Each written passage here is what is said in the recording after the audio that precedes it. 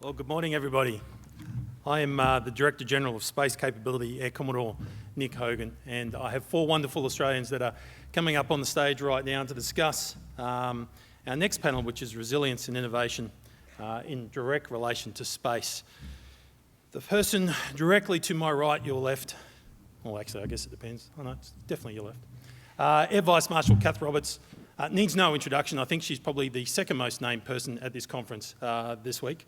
But to her right, Enrico Palermo, who is the head of the Australian Space Agency. You may have seen him just previously on the screen.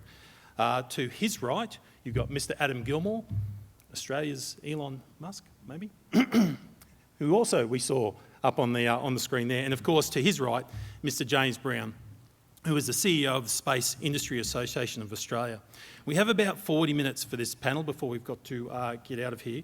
But I was talking to Air Vice Marshal Goldie following the dinner last night, and for those esteemed guests that were following the sport discussion, let's just describe this as we're in the bottom of the ninth, we're three majors down, two have slipped through to the keeper, and the point guards missed a couple and we're 24 yards out and we're on the fifth down. I think that would make sense to most people in the audience, especially Air Vice Marshal Goldie. All right, so let's just open up with a warm-up question for the panel. And this question is for everyone, starting with Air Vice Marshal Roberts. I hear a lot about the impact of a loss of space, but what does it actually mean for the Indo-Pacific region? Ma'am. Yeah, I think we're obviously in the Indo-Pacific region, and for us, General Raymond's really covered it. You know, Australians' way of life relies on space, as do our military operations. So in the Indo-Pacific, we've really got to make sure that we've got the services that we need to be able to operate both militarily and to actually support our way of life. And I think the number of things that are happening in terms of grey zone type activities in our region, or, you know, space isn't just about a region. All the satellites go around the world, right? So it really isn't just about our region, it's about the whole of the Earth. And we need to protect those things that provide services to us. But I think Enrico will have a view as well. Thanks, Kath. I mean, I think General Raymond said it, there isn't one aspect of modern day life that doesn't rely on space technology in one way or another. So, you know, depending on how catastrophic the loss is, it would be chaos and could be catastrophic for the region. I mean, recent events in Tonga demonstrated the need for space communications when you've got domestic assets like cables that can be severed in events like that or by other means. And so, you know, I think the headline is the importance is there. It's why we need to invest. It's why, as a nation, we need to develop capability. And I think the Chief of the Air Force said it well yesterday. We need to be a contributor, not just a consumer of space technologies, and that allows us to support the region for the things they need, whether it's space technology, whether it's data analysis through the likes of the work that Geoscience Australia does with Digital Earth and their data cube technologies. Those things are needed in the region for all aspects. Adam? I'm gonna tell a story. So, Adam. A quick one. Who uses cash and who uses this? Put your hand up to card, PayWave, right? If satellites get knocked out, that doesn't work. And then what are you gonna do? You're gonna go to the nearest bank, and then you're gonna get on your phone, you're gonna look for where that is, but that doesn't work either. So you're gonna ask people, you'll eventually get to the bank, and then you'll try to use this in the ATM, and that won't work either. And that's just the beginning of a bad day. You can't get Uber anymore. Whoever makes the maps, you know, I'm old enough to know in the old days before this, you had maps that you kind of pulled over on the side of the road. So whoever makes those will go into fast supply. And then if you look at supply chains, financial markets, you know, anarchy. It's very, very important we protect space. Wonderful story. Very dark story, though, Adam. Very dark. James? I feel like I've got to bring the light now. But look, it's a bad day at work for all of us. Last year, I joined a call run by our Department of Home Affairs through something called the National Coordination Mechanism, which was looking at exactly this question. What do we lose if we lose space? And the answer is anything that relies on a synchronised network, which is almost everything that we rely on, including my children's iPads. So the question we've been asking people in the broader economy is, who is your chief space officer? who is thinking about this question of what are our choke points on space, what are we dependent on space for, as well as all the good stuff, all the opportunities. And it's surprising how few companies have actually thought about that question. And when they start to do a stock take on all the things that they need each day from or in space to do business with, it's pretty shocking. So I think we're going on a similar journey now. 5 years ago, we asked, what if you lose connection to your cyber systems? Now we're starting to go on that journey with space as well. Sounds like something to do with national critical infrastructure, which might lead me to my next question. So this one is for Air Vice Marshal Roberts. Why is now the right time for Defence Space Command? I think, well, General Raymond answered that question too. So, look, we've realised the criticality of space, and you know, as James mentioned, the industry reliance on space, as Adam's mentioned, you know, society's reliance on space, and we really haven't had a significant capability contribution in the past. So we are really now, you know, taking a look at what the critical infrastructure is across all of Australia, both industry and for defence, what we need to protect and what relies on space so that we can actually field capabilities that can assure our access to space. So it's part of our capability architecture work as well too, but just having people understand our reliance on space and having us understand, you know, Sky Muster is a critical satellite that we rely on for our NBN, so it's one of the things that we need to protect. We haven't done that work, and we need to, and that's what we are getting after with our capability architecture, and I think, you know, working really closely with industry so that industry also understand what they're relying on in terms of services from space. Okay. And just for the audience and those online, if you want to throw your questions into Event Air, it'll pop up on the screen in front of us, and if they're better questions than mine, then I'll certainly ask those. So there's the challenge that's out there for you. So I'll start this one. This will be a question for all the panel members. Sounds like I'm introducing a quiz show here.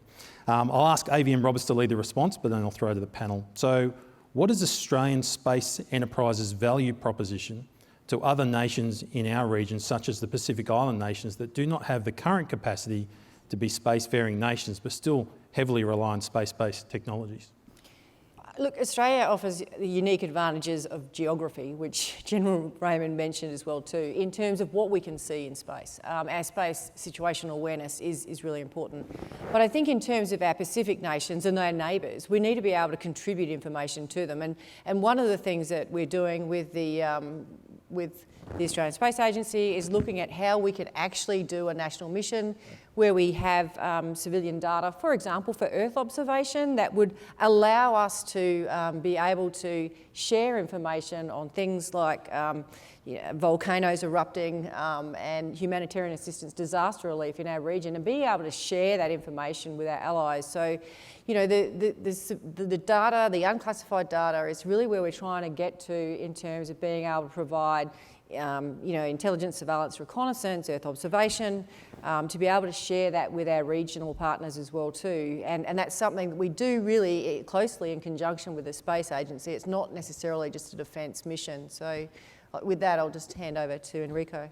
Yeah, I mean, Earth observation is a key priority of the Civil Space Agency here in Australia, and we issued our roadmap in November last year, which contemplates national missions of significance that can deliver Earth observation data both for Australia and the region. But stepping off Air Vice Marshal Roberts' comments, because of our geography, we have an industry that's building great technologies using the Internet of Things from space, communication constellations. And if you think of a smaller island nation in the region, it's really hard for them to make the business case to launch a constellation that's going to give them persistence, IoT delivery, comms delivery. So I really see our civil sector, and we have great companies like Myriota and Fleet, really being able to bring that benefit you get from that constellation delivery of services to a smaller nation that otherwise wouldn't afford it. So I think that's very critical. I already touched on the role Geoscience Australia will play as well in terms of sharing and analysing Earth observation data for applications. Adam? Well, I mean, we obviously want to launch everybody's payloads, but I think good points made about when you put a satellite up, it goes over the whole world. And I think my experience with the space industry's been really good in terms of looking out at the Asia Pacific. Japan's really good at this. They put satellites up that have fantastic uses for land management, water management, etc. And I'd like to see Australia do something similar to that, to kind of burden share on that side of things. I think that's what we can do. Yep. James? I look beyond some of the great projects that we could do that we've talked about here and others that we haven't, including things like AquaWatch, which is a CSIRO program designed to help countries monitor salinity in their water and the quality of their freshwater sources. I think the other thing we have to offer to the region is talent for space. So we are rebooting Australia's space industry at the moment after a period of 30 years when we were fairly quiet. But despite that, for the last decade, Australian scientists and researchers have consistently produced amongst the top 10% of most cited papers in space internationally. So we've got this phenomenal reservoir of talent and expertise here on space. We've got a great workforce. We're graduating engineers. We've got more universities producing space-ready engineers every year. And that's going to be, I think, really useful to the region, to countries that don't have that kind of pipeline as well. If I could just sort of add to that Myriota product that I mentioned in the video, which essentially is tiny, the size of almost a credit card if you don't ruggedise it, that's something that we could share with our regional neighbours right now, for them to be able to monitor their weather from anywhere. And, it's $20, it's cheap. So it is a really interesting capability. Obviously, the system that allows you to visualise it is perhaps a bit more, but an absolutely amazing development that we've got here that we'll be able to use and share with all of our regional partners. And we could do that now if we set up a system to be able to do it. So some great tech coming out of Australia as well. And there was an interesting comment about the workforce there, James, in terms of there was a discussion before about secondments into industry. Did you want to make a comment about that at all, Adam, in particular? Adam's going to let us come and work with him. Yeah, I think I'd like to hear the generals from the US talk about this, because I think it's really important that the Space Command people, for sure, come and work in industry. I mean, we're at the cutting edge. And I think what is quite unique about space companies is things stuff up every day. So, one of the things that I think makes engineers strong is they see things break, they think, okay, how do I fix it? What's a redesign? I think that's a critical tool for anybody that's in the Space Command. And so, you get to see team building, you get to see resilience. You talk about resilience. If you want to, see resilience, start a rocket company in Australia 7 years ago before there's a space agency. That's resilience, right? So I think it's really important. We have some ex-Air Force people in our company, and I think they're fantastic. Like, they're well trained.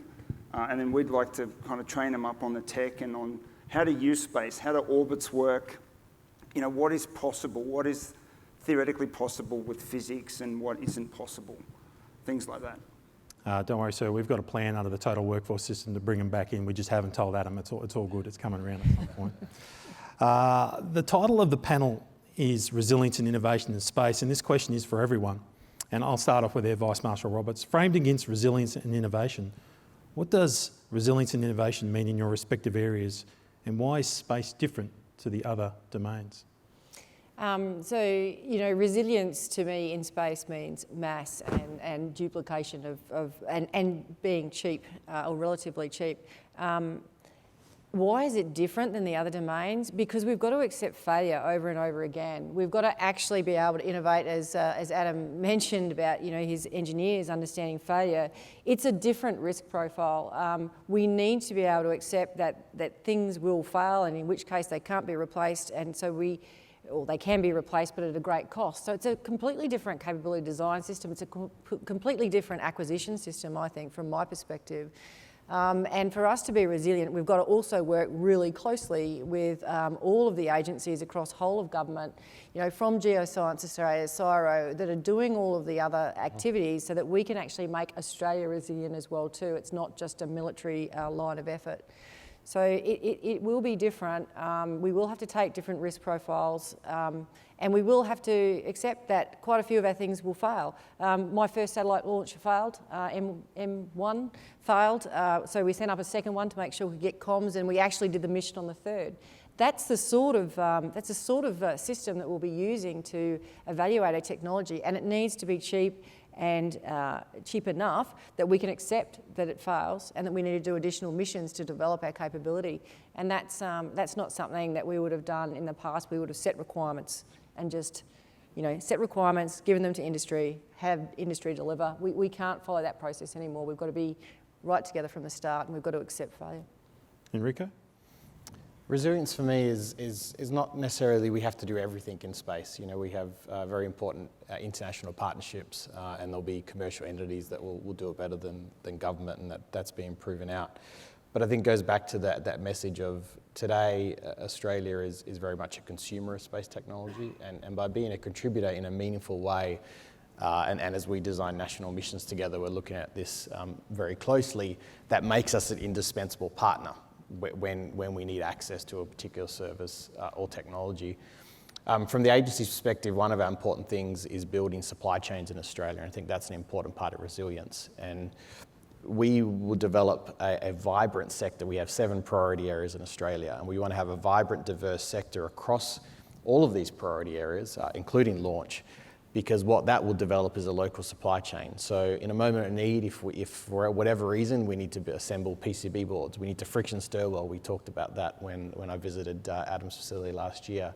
If we need to filament wind, if we need to be able to do the analytics on a ballistic, if we need to cast rocket fuel, you can't turn those activities overnight. So the government needs to have national missions of record, that have procurement, act as an anchor customer, so you have that ecosystem designing, developing, launching, operating, so you can pivot quickly to opportunities that may need it.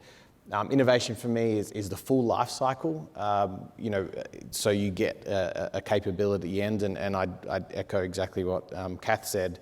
You have to embrace failure and risk as part of that, and I think the commercial sector has developed that, and we're going to face those challenges. I don't think yet we've done enough of a job in Australia having the community understand that, when our first rocket launches go off, they're probably not going to be successful if you look at historical rates. The first one wasn't. It wasn't, right? And that's not a failure. That's actually, that's a win, right? You learn so much in the day you fail. So that embracement of failure.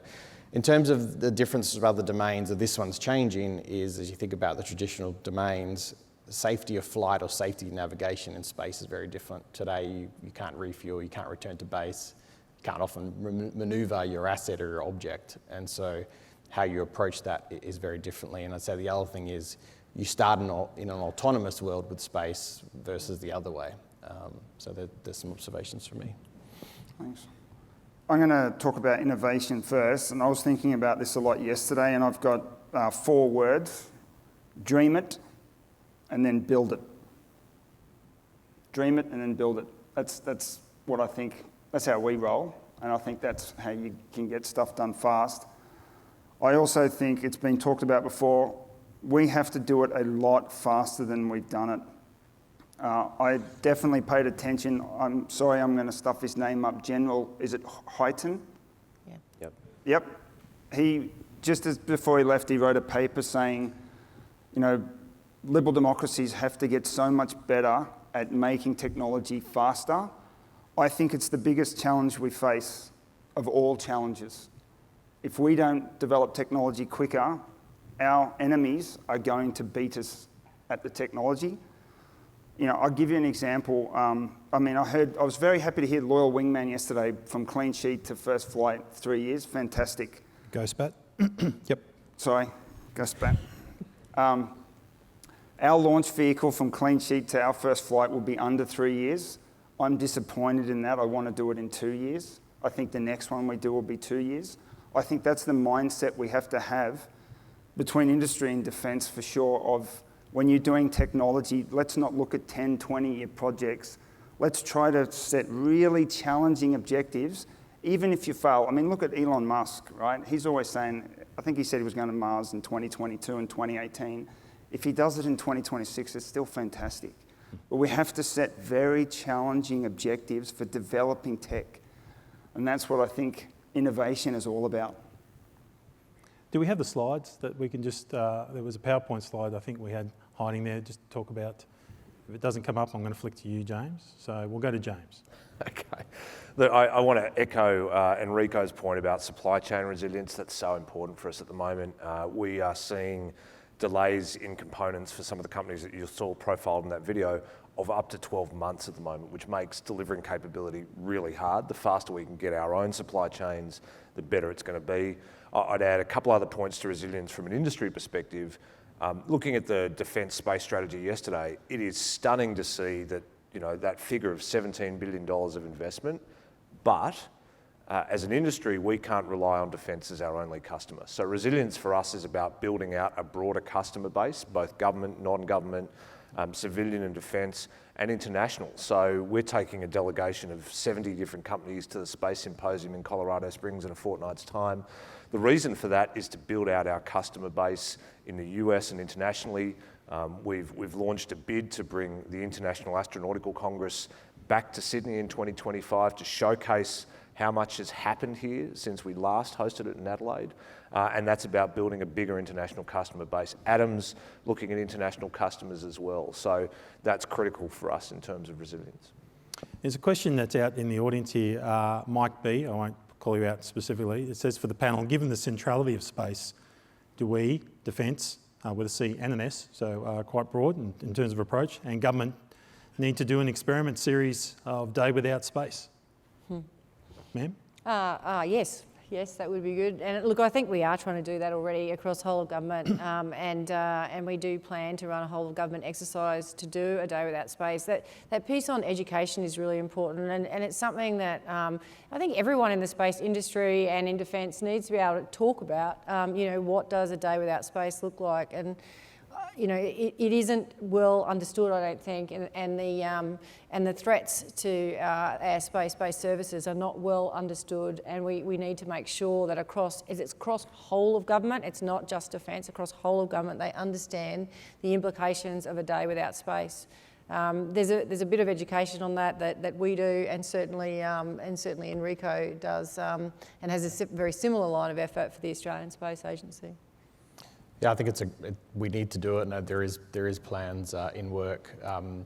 We've identified in our strategic plan for this year is we need to bring space to the nation more. Again, here's a captive audience that will nod and say space is critical, space is essential, we need to invest in space. That doesn't extend very far outside this room yet, and as a civil agency we have a critical role to not just inspire but inform with Space Command on that criticality. Matt C's put up a question, could space resilience mean diversity away from space-reliant capabilities? What do you reckon there, James? I'll start James and I'll come back this way. Sure, I mean, we're looking at what kind of mix of assets you need for delivering the capability you need, right? So high altitude pseudo satellites are one way of making sure that you can deliver the same effect without a LEO constellation being available to you, or if it's denied or degraded. When we're looking at the different kind of constellations that Australia needs to put up, we're looking at the mix of LEO, MEO, GEO, both from a defence perspective and a civilian industry perspective as well.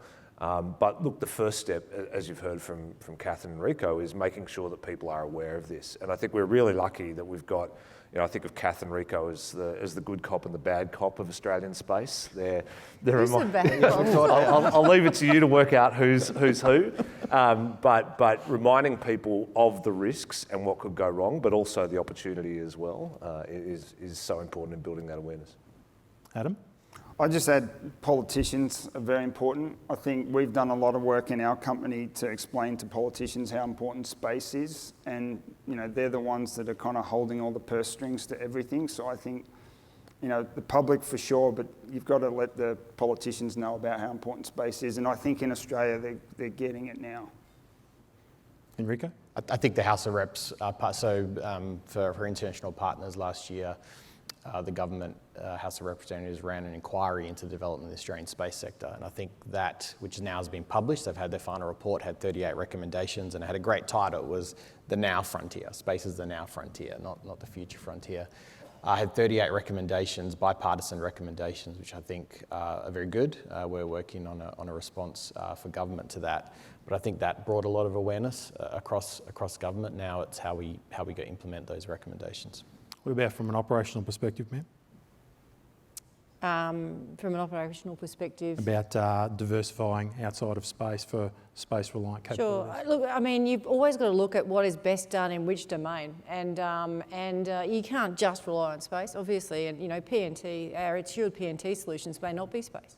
There are other ways of achieving that. So you've really got to look at what domain achieves the right effect. And and the chief well knows that I'm looking very closely at the air domain to see whether or not I can take over a number of projects there where I think that space will deliver them better. Be bold, ma'am. Of course, but you need to understand the risks of space, but you also need to be able to make sure that you are thinking about the other domains, and HAPS is one example about how you can do things quickly, and hopefully when Adam's rockets fly up every 2 weeks, I think I've asked you to do, then we'll be able to actually resupply into space and actually replace our constellations when we need to.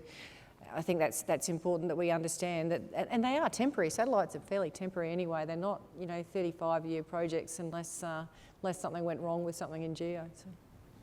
This is a question from Emily H. What is the role of modelling, simulation and analysis to grow the space capability in Australia to prioritise decision making? So what we're doing in terms of capability design is we will use digital twin type capability to be able to do all of our modelling and simulation so that we can understand how that architecture might work. It is advanced in terms of designing assets. It's not advanced in terms of designing architectures, and that's where we're working really closely with the US, our US colleagues as well too, because they've done some detailed analytics in terms of architecture design, which is done in a digital way. So I think that certainly the assets we can design using digital twins, modelling, digital technology, and all our satellites so far have had that. So M2, the one that we did with University of New South Wales, certainly using that technology. We've got to get a little bit better at using that into the architecture with the complexities that brings. But I'm more interested in the question down there is how will Space Command protect Australia's interest beyond geo onto the moon and beyond? Yes, we will. As with the Space Agency, it's not just about Earth. We are looking further beyond that. I've got a poster in my office from 1984 with a couple of starfighters that have got Space Command written on them. I'm not saying that that's exactly where we're going, but we were thinking that back then. Space is more than the Earth. We're already looking at what we need to do for the moon, and we're already looking at what we need to do for Moon to Mars. And it's something that we need to be thinking of now, not in 10 years' time. One of our consortiums of members is looking at how we develop lunar comms, and they're looking at a solution for that for lunar comms. That's obviously going to help in defending our interests out beyond and out into cislunar space. So it's a really good question. We've got to think very broadly when it comes to protection from and in space. Well, we have a Moon to Mars mission, or we're part of that, right, Enrico? Do you want to make a comment on that? Yeah, I'd be happy to talk about it. So Moon to Mars is one of our flagship programs. There's 3 elements: supply chain, again that mode of getting Australian companies into international supply chains, building supply chains here. Demonstrator, which applications are open, which will see Australian hardware going to orbit and potentially to the moon to accelerate technology readiness life cycles for lunar or related technologies. And then we have a Trailblazer program. And so last October we signed a Space Act agreement with NASA, which will see an Aussie designed and built rover go to the moon aboard a NASA launch with a very specific mission. This is our first lunar mission for Australia as a government. It's alongside actually some commercial missions for lunar as well. And the rover will collect some regolith. We'll take it to a NASA plant to extract oxygen as an experiment. And so it's a first step. I can't talk much about it because we had applications closed 2 weeks ago, and we've had some terrific applications in, and our team is going through the panel assessments right now. But this is a first step of us continuing and strengthening the partnership we've had with NASA for a long time. NASA has invited us to look at the Artemis architecture and other nations, where might we plug into the future. So that's really just the beginning, I think, of what you'll see us do in further exploration. Hey, Adam, seeing the PowerPoints up? Yeah. Was? So this is our launch vehicle, our first orbital launch vehicle that we're putting together right now. We build this up on the Gold Coast, so if anybody wants to visit us, it's a really nice place to go surfing and stuff as well. A lot of key technologies in here. I mean, what you can see here from the left-hand side to the right-hand side is the fairing that goes around the hybrid rocket motors, and you can see some of the hybrid rocket motors, they're filament wound composite pressure vessels. They take about 50 atmospheres when they're working. Then we've got the first stage oxidizer tank. So one of the unique things about our launch vehicles, we have room temperature storable fuels. So, this elusive quest for tactically responsive space, we think if we have the satellite ready to rock and roll, we can probably launch with 3 hours of notice. I know that's a big call, but I think we can do it. Then we have an interstage separation mechanism, the second stage tank, and the payload fairing. Don't think the other slide came up, but we are in qualification testing of everything that goes on this launch vehicle, including all of our avionics systems, all of our guidance, navigation, and control software, the software that manages the robotic systems of the rocket. We're in the middle of a qualification session of our engines. I think one of those engines, the one that's right there, is getting tested today. I hope it is, but we're a rocket company, so it might be tomorrow. But this just demonstrates that, even though the Space Force has just been set up, Space Command, I'm thinking into the future, we started a while back and, we're not far away from getting to space. How much of that's Australian built? So we have, I'm glad you talked about supply chain. We have about 400 companies in our supply chain. About 100 of them are overseas. I talked to some of the people in the audience about that yesterday. But a big whack of this is Australian. I'd say probably 70% of this is manufactured in Australia, maybe even 80% actually. We've used a lot of the suppliers that are making stuff for other defence products like the F-35, for example. People that make stuff for the F-35 are now making stuff for our rocket. Yep, that's quite cool. Thank you. No more requirement for the slide. A question for Enrico with an open invite for the other panel members. The Australian government recently announced $65 million for the development of sovereign space tech and then $32 million toward launch sites. What does that practically mean for Australia and what does it mean for our international partners? Yeah, thanks. So about 3 weeks ago, the Prime Minister and Minister Price, who is our Minister for Defence Industry and Minister for Science and Technology, announced what we call the Fast Tracking Access to Space measure. It's a $65 million measure that has 4 key components, and I'll step through them briefly and answer the question of what it means for Australia and what it means for international partners. So the first measure is co-investments in spaceports around Australia. We're seeing several entities, several states and territories interested to use and leverage Australia's geography, our climate, our geopolitical climate. We're a country that can protect sensitive technologies to develop spaceports, and so much like you've seen in the US and others, this is a co-investment infrastructure really to enable launch in the country. Why are we doing that? What does it practically mean? Launch is the one thing that can open up the full value chain of space activities for the nation. And Adam, I'm sure, will be glad to talk more to that after me. So that's practically what it means. Internationally, we can offer an alternate site as ranges fill up and exceed their demand or perhaps are taken out by weather or other phenomena, so we can provide resiliency to that launch network internationally. The second measure is we're going to procure space flights as the space agency. So for those familiar with flight opportunities or venture class launch services in the United States, model on those programs around getting Australian technology through the technology life cycle better. So we'll be looking at suborbital flights, microgravity flights, orbital launches, potentially lunar missions through that program into the future to accelerate TRL for Australian companies. I think there'll be opportunities we'll procure from domestic and international depending on the flights. The third is we've been asked to work on regulations for human spaceflight in Australia. Today there isn't a regulatory framework to fly humans into space. Practically what this means, it gives Australia an opportunity to be a regional hub for human spaceflight, but also to be a location where we can accept returns from other nations as point-to-point and other vehicles are developed. So we're really excited to go after that. And then the fourth one, which is very exciting, is the Australian government has asked the agency to begin preliminary discussions and negotiations with the international space agencies and developing a future Australian astronaut program.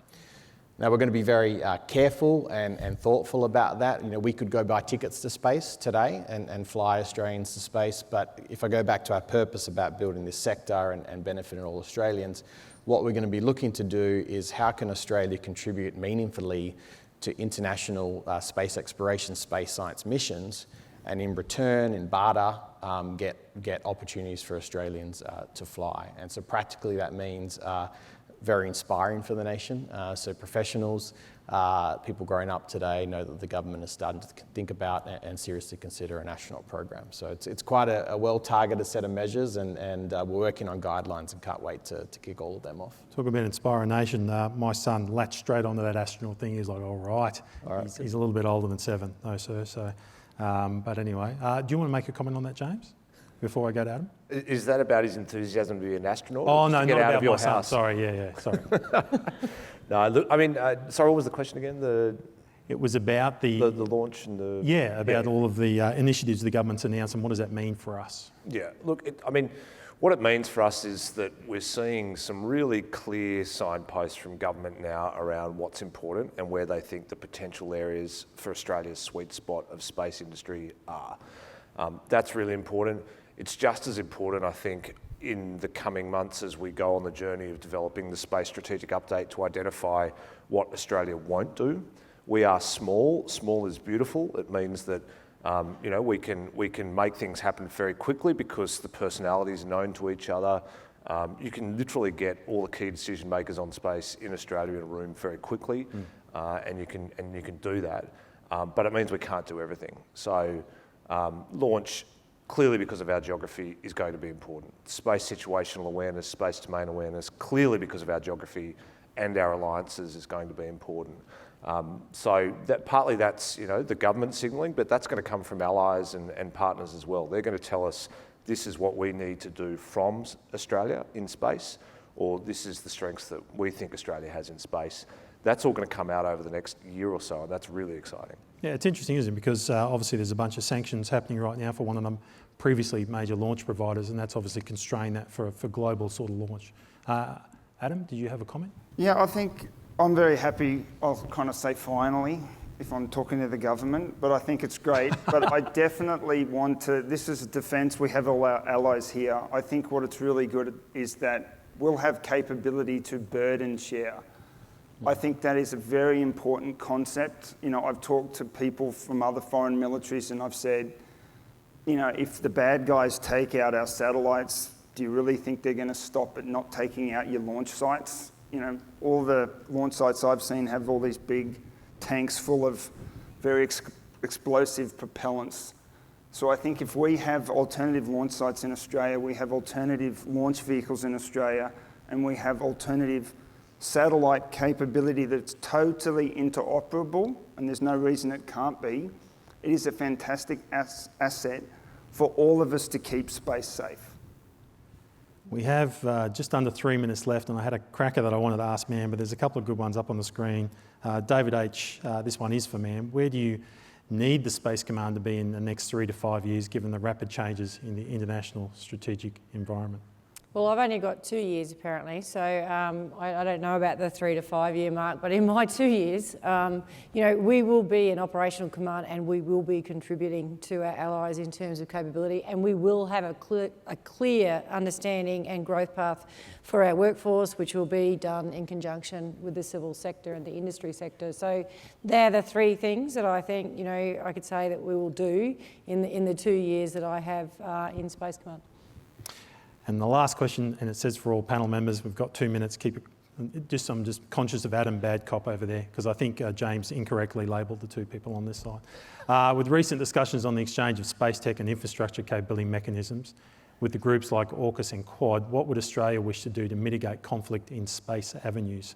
For example, lack of comms of ASATs.